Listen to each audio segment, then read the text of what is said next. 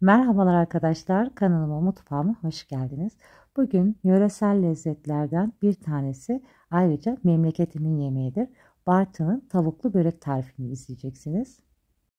Bu güzel tarifin buyurun yapım aşamasını izleyelim. Tavuklu börek aslında bütün tavuklu olur ama ben bu şekilde pirzola tavuk kullanacağım. Sizler dilerseniz bütün tavuk da kullanabilirsiniz. Böreği tavuk suyuyla ıslayacağımız için bir adet tavuk pirzolayı ufak tencereme aldım. Üzerine 2 su bardağı kadar su ekleyip bu şekilde orta göz ocakta kaynamaya bırakacağım. Benim tavuk pirzolam kişi sayısına göre ayarladım. Sizler de kendi kişi sayınıza göre miktarı artırabilir veya azaltabilirsiniz. Üzerine eklemek için biraz kekik, toz biber, pul biber, karabiber ekliyorum. Sizler baharatı kendi damak tadınıza göre azaltabilir, çoğaltabilirsiniz. Tuzunu da bu aşamada ekliyorum ve sonrasında elimle güzelce harmanlayarak karıştırıyorum.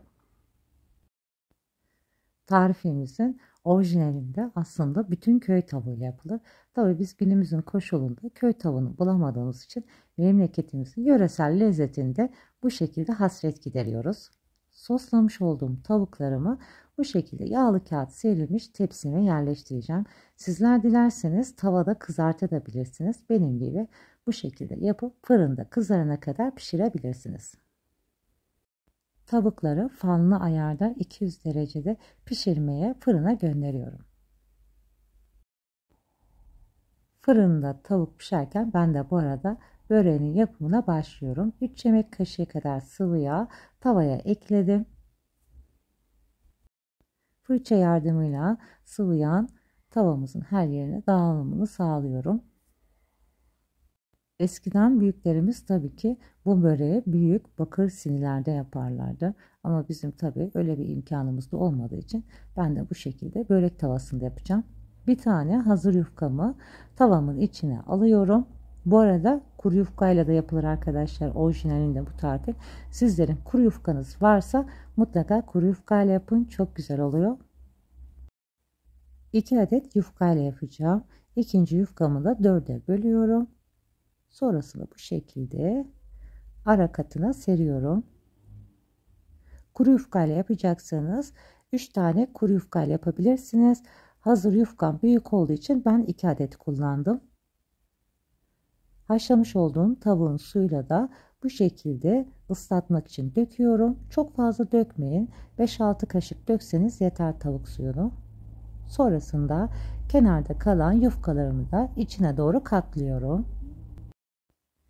Yufkalarımı tavanın içine doğru katlarken bir konuya değinmek istiyorum arkadaşlar. Daha önce bu tarifi Instagram'da paylaşmıştım. O zaman hemşerilerimden bir iki tane eleştiri olmuştu. Bu tarif köy tavuğuyla olur ve kuru yufkayla olur diye. Tabii ki ben de biliyorum köy tavuğuyla oluyor ama çoğumuz köy tavuğunu bulamayacağımıza göre biz de günümüzün koşullarına göre bu tarifi en güzelini yapmaya çalışıyoruz. Yani o köy tavuğunun lezzetini yakalayamasak da inanın bu şekilde de çok lezzetli oluyor. Bu konuya da böylelikle açıklık getirmek istedim arkadaşlar. Evet, üstünü de bu şekilde kalan yufkamla kapattıktan sonra ocağın üzerine tavayı alıyorum.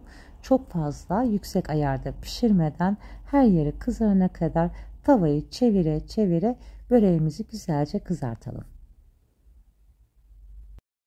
Böreğin her yerin eşit pişmesi için mutlaka tavanın böyle kenarlarında ocağımızın üzerinde çevirelim. Spatula yardımıyla bu şekilde kızarıp kızarmadığını da kontrol edebilirsiniz.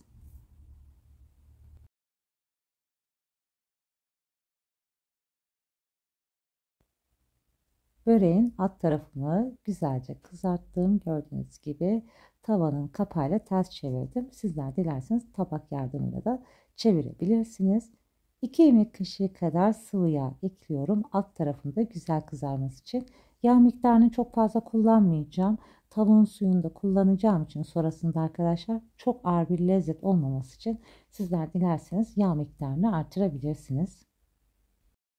Tavamıza tekrardan yağını sürdükten sonra öbür tarafında pişmesi için böreğimi tavaya alıyorum.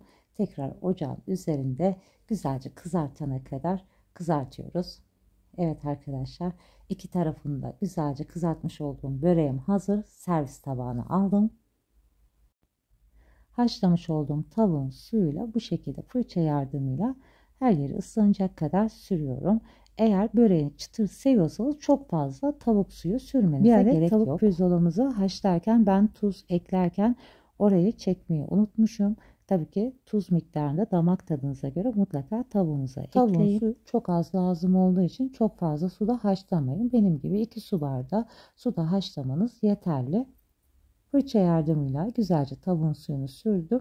Mutlaka arkadaşlar börek sıcakken tavuğun suyunu ekleyin üzerine. Bu şekilde daha lezzetli olacak. Böreğin de kalınlığını size göstermek istiyorum. Çok fazla kalın yapmamaya çalışın. Sonuçta tavuğun içine saracağımız için lavaş görevini görecek. O sebeple kalın börek yapmamaya dikkat edelim.